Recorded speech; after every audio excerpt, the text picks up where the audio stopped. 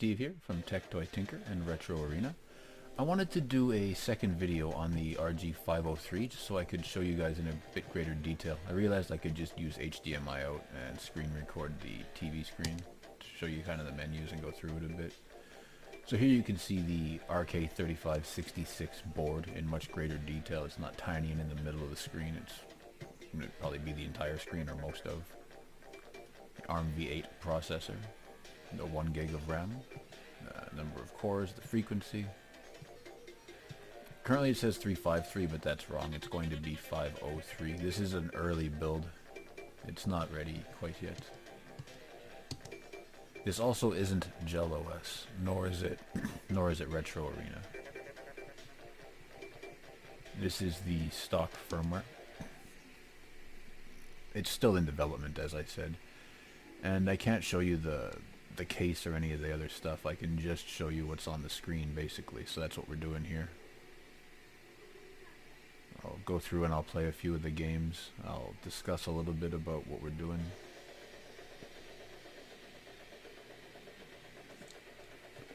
Most things are working generally well. There's a bit of audio crackle in N64, but that's not the fault of the device. It's the core being used itself, so we have to swap that around. It's not an overly difficult fix, however. Still getting used to doing this entire green screen stuff. So right behind the camera here, there's a giant bright light shining in my face and it hurts my eyes.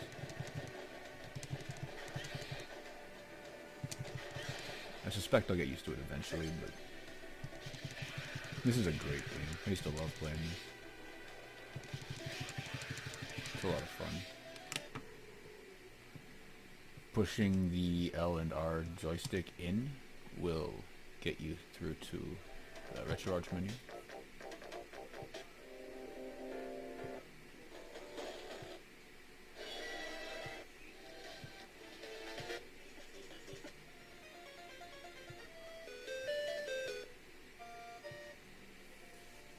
Personally, I like the fact that this device is more Linux focused as opposed to Android. As much as I do like Android on the 552, I prefer Linux for retro gaming over Android. I like Android obviously for Android gaming and Android applications. They're just two different things in my opinion.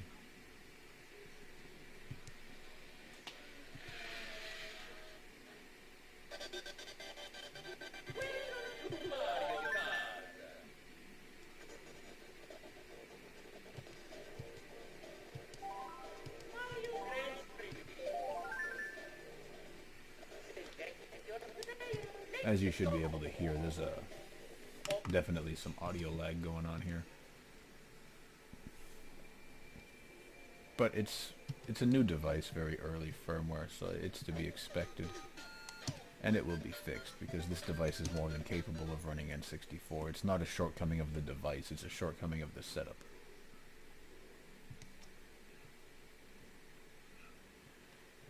I haven't played with Drastic that much yet. I do know that it works, I just don't remember what the controls for everything are. As you can see though, it's not laggy. Or here, I should say. Hear and see, I guess. It's going to take me a minute to figure this out, because I don't know what the controls are, and I don't want to exit yet.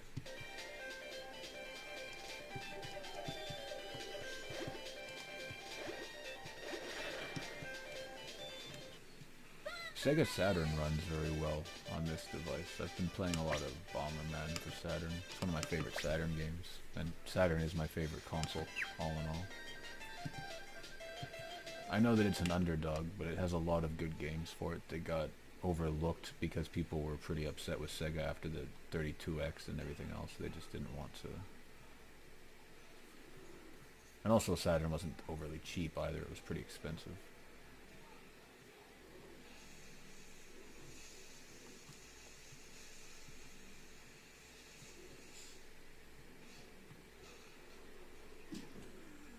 I'm gonna have to touch up the controls in Drastic a little bit too. They work fine, it's just not the most intuitive as it could be.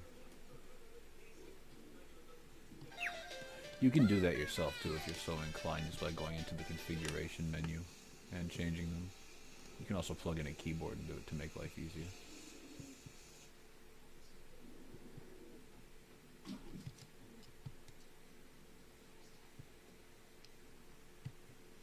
in this menu here is where you change a lot of your settings.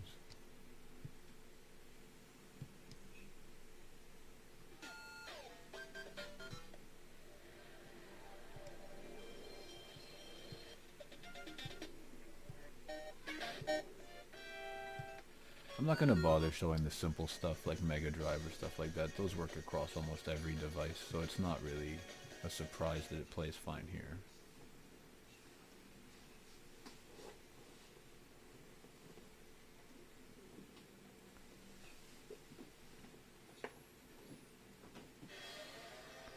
As far as people have been asking about GameCube, I don't know that that's going to happen here, because you got to keep in mind this is still at the end of the day a 1.8 gigahertz processor. It's not a cell phone.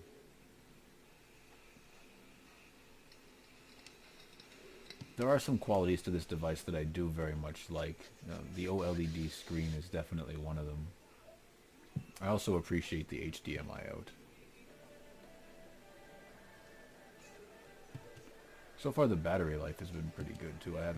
It's not dying overly quickly or surprisingly fast. It's got a decent battery life to it.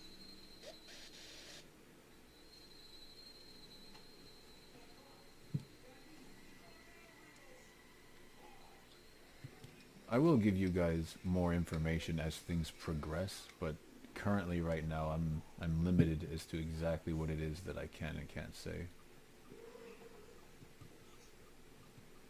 As you can see though, Bomberman works fine. And right now as the game's about to start, I'm just realizing that I don't know what the controls are besides moving. Oh, this ain't gonna be good. Oh, of course now I figure out where the bomb. I'm toast, yep. So yeah, you can see it works. I'll go play another one. We'll do Flicky's Island or something maybe.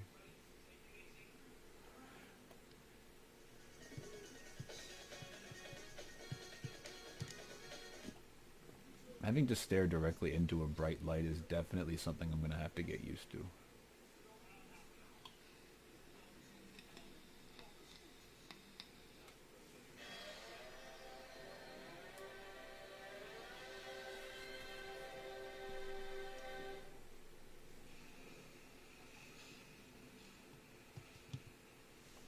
I'm also working on a build for the Odroid XU4, which I'll be releasing in the next couple of days, and I'll be doing a video for that as well.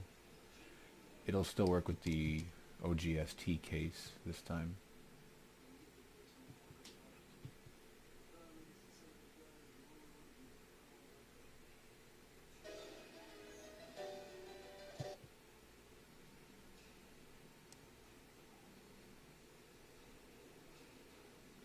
I'm going to try not to make this video too much longer. I find that when I go past the 10-minute mark, it's when people tune out. They only watch for 8 to 10 minutes and then they stop.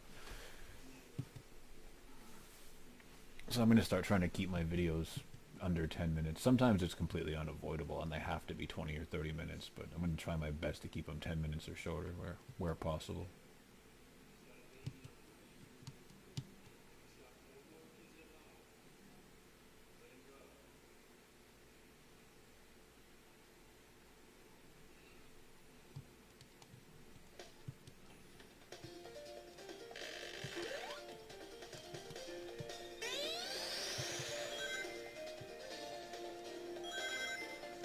As you can see though, Saturn's running full speed. There's no audio tearing, no serious issues, bugs.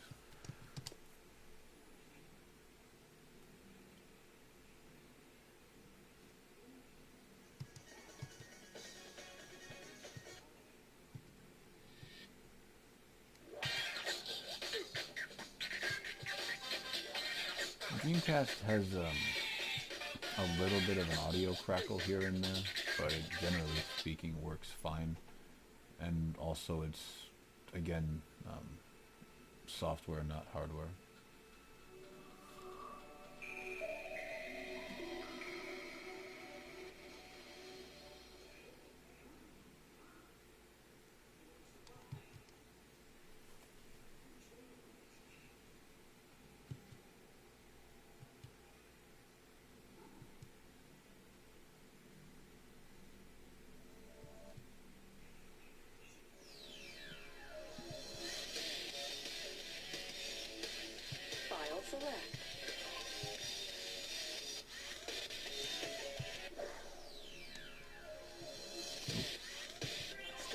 Oops, my bad.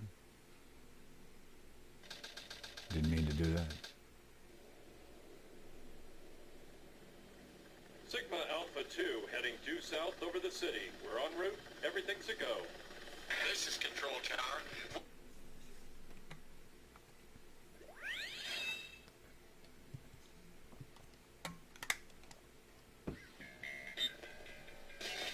Off we go. Attention all units. The suspect is seen heading south. Block all major roads and capture the suspect.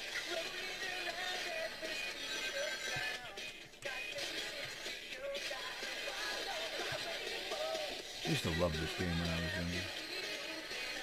I really feel like the Dreamcast didn't get the attention it deserved, mostly because people were mad at Sega for being Sega.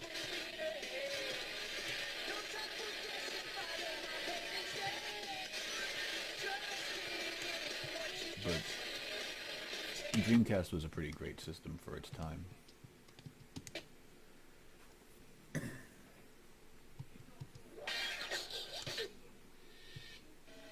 Well, we're pretty much... Oh, maybe I'll try some PSP. God of War, I mean, it's going to lag. I haven't even tried it yet, and I can already tell you it's going to lag. You require quite powerful hardware to actually emulate God of War and not need to have frame skip or not need anything.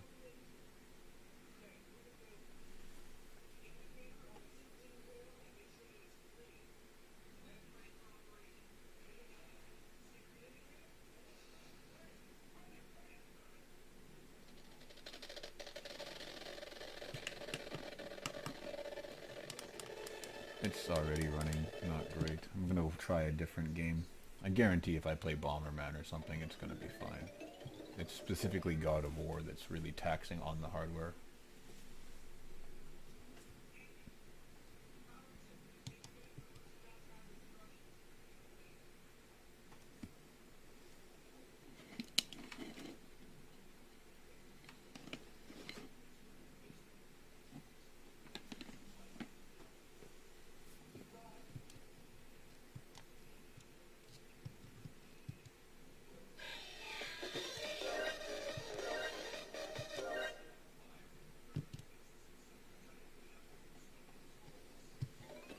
Yeah, Bomberman was fine.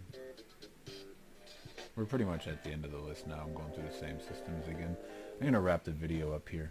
Now, as always, thank you for watching. Don't forget to like and subscribe. Hope you enjoyed the video. Stay tuned for more.